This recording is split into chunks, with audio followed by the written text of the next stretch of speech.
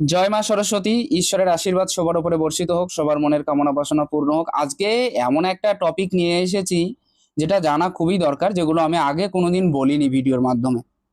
এমনকি দেখুন, এখানে শুধুমাত্র 30% বর্ণনা করা হয়, বাকি যে 70% সেটা কিন্তু আপনাদের শিখতে হবে, তবেই পারবেন, না হলে কিন্তু সম্ভব হবে না।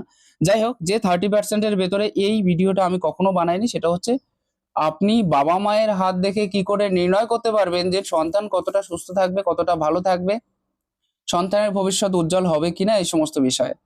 প্রথমে যে বিষয়টা আমি বলবো সেটা হচ্ছে আপনার সন্তানের স্বাস্থ্য শরীর কেমন থাকবে। মঙ্গলের বিষয়টা এই ক্ষেত্রে কিন্তু আসে না পুরোপুরি বললেই হয়। মঙ্গল যাদের হাতে খারাপ থেকে থাকে তাদেরই শরীর খারাপ হয়ে থাকে বিশেষ করে।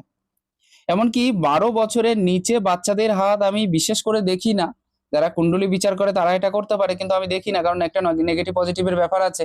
12 বছরের নিচে যাদের আছে সেই সব বাচ্চাদের আপনি নির্ণয় করতে পারবেন কি করে। কোনো প্যারেন্টস এর হাতে যদি শুক্রের স্থান ডাউন থেকে থাকে, শুক্রের স্থানে যদি তিল থেকে থাকে, শুক্রের স্থান যদি অনেক বেশি নিচু থেকে থাকে, শুক্রের স্থানে যদি জাল চিহ্ন থেকে থাকে, তাহলে আমি নিশ্চিত যে তাদের ছেলে মেয়ের কিন্তু শরীর খারাপ অবশ্যই হবে। এটা আপনারা মিলিয়ে নিতে পারেন। যে প্যারেন্টস এর হাতের ক্ষেত্রে এটা দেখবেন, তাদের বাচ্চাদের কিন্তু শরীর খারাপের সম্ভাবনা অনেকটা বেশি প্রবল থেকে থাকে। কিছু কিছু প্যারেন্টস এর হাতের ক্ষেত্রে দেখবেন যে চন্দ্রের পজিশন অনেক বেশি নিচু হয়ে আছে, অনেক বেশি নিচু হয়ে আছে। এখন ছোট ছোট বাচ্চারাও কিন্তু খুব জলদি ম্যাচিওর্ড হয়ে যাচ্ছে, এটা দেখা দরকার আছে। তো এই ক্ষেত্রে দেখতে গেলে দেখবেন চন্দ্রের পজিশন, যে বাবা মায়ের হাতে চন্দ্রের পজিশন খুব দুর্বল থাকবে, একটা জিনিস মাথায় রাখবেন, তাদের সন্তানের ওপরে একটা কিন্তু ব্যাড এফেক্ট আসে। আমি কিন্তু 12 বছরের নিচের বাচ্চাদের কথা বলছি। তাদের সন্তানের ওপরে কিন্তু একটা মানসিক চাপ অবশ্যই আসবে, ফ্যামিলির ক্ষেত্রে থেকে, বাবা মা থ্রু দিয়ে বলুন বা যে করেই হোক বলুন, একটা মানসিক চাপ তাদের ক্ষেত্রে মাস্ট আসবেই। এরপরে আসবো শনি। শনির ক্ষেত্রে যাদের পূর্ণাঙ্গ আড়ি রেখা আছে, বা শনির ক্ষেত্র ঠিক এরকম ভাবে ডিস্টার্ব হয়ে আছে, এক তো শনির ক্ষেত্রে যদি আপ ডাউন থেকে থাকে, একটা সাইড উঁচু থাকলো একটা সাইড নিচু থাকলো, সেখানে আমরা অলসতার দিকটা ধরে নিই। তো যখনই এরকম থাকবে, অথবা শনির ক্ষেত্র গেজাপিটি থাকবে বা নিচু হয়ে থাকবে, সেই ক্ষেত্রে জানতে হবে যে সেই সমস্ত সন্তানের, যাদের বাবা মায়ের হাতে থাকবে, তাদের সন্তানের ক্ষেত্রে কিন্তু মেন্টালি টর্চার চলছে, এটা মাথায় রাখতে হবে। এই ক্ষেত্রে কি, এটা হচ্ছে অ্যাংজাইটি দিয়ে থাকে, আর অতিরিক্ত হাইপার টেনশন দিয়ে থাকে, কিন্তু এই ক্ষেত্রে এসে এটা উল্টে যাবে, মেন্টালি টর্চার। বুঝতে পেরেছেন ব্যাপারটা কোথায় দাঁড়িয়ে যাচ্ছে? তো বাচ্চাদের কিন্তু এগুলো হতে থাকে। কিছু কিছু বাবা মায়ের হাতে দেখবেন শনি মঙ্গল দুর্বল হয়ে আছে, এবং তার সাথে শনি মঙ্গল জুড়ে একটা রেখা ঠিক সুস্পষ্ট এবং ক্লিয়ার হয়ে আছে। এদের সন্তানদের ছেলেবেলাটা খুব কষ্টে যাবে।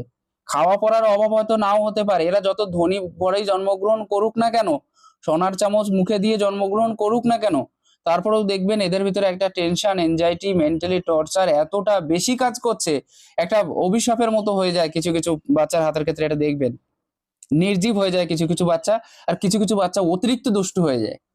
অতিরিক্ত দুষ্টু হওয়াটা স্বাভাবিক, এটা মানছি, বাচ্চাদের একটু দুষ্টুমি করা উচিত, এটাকে খারাপ ভাবে নেওয়া উচিত নয়। কিন্তু একেবারে এক্সেস, মাত্রা অতিরিক্ত যেটাকে বলা যায়, এই ক্ষেত্রগুলো কিন্তু দেখবেন। একটা জিনিস, যাদের হাতের ক্ষেত্রে শুক্রের পজিশনেও খুব খারাপ সাইন থাকলো, মঙ্গল এবং শনি এগুলো খারাপ সাইন থাকলো, তাদের ক্ষেত্রেও কিন্তু এটা হয়ে থাকে। দুই একজন প্যারেন্টস এর হাতের ক্ষেত্রে দেখবেন যে যাদের বুধের ক্ষেত্রে খুব ডাউন হয়ে পড়ে আছে। এক তো দেখুন, আরেকটা জিনিস আমি দেখিয়ে দিই বুধের ক্ষেত্রটা একটু বলে।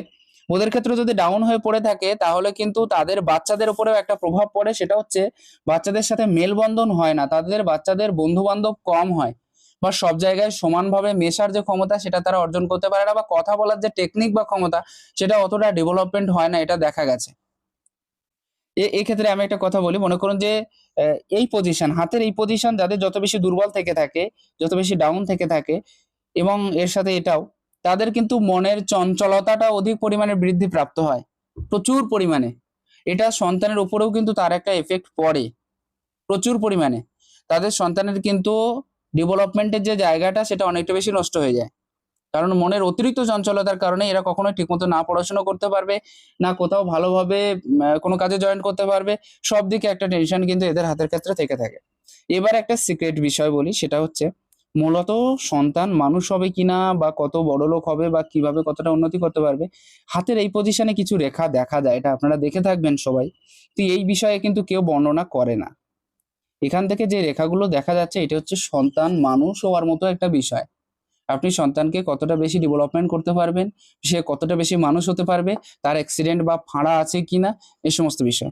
একটা বিষয় আমি আরেকটু বলে দিই ক্লিয়ারলি, যদি কারোর হাতের এই বিষয়টা আপনারা অবশ্যই আমার সাথে যোগাযোগ করবেন। কারণ এমন কিছু বিষয় আছে যেগুলো সবসময়ের জন্য ইউটিউবে বলা সম্ভব হয় না।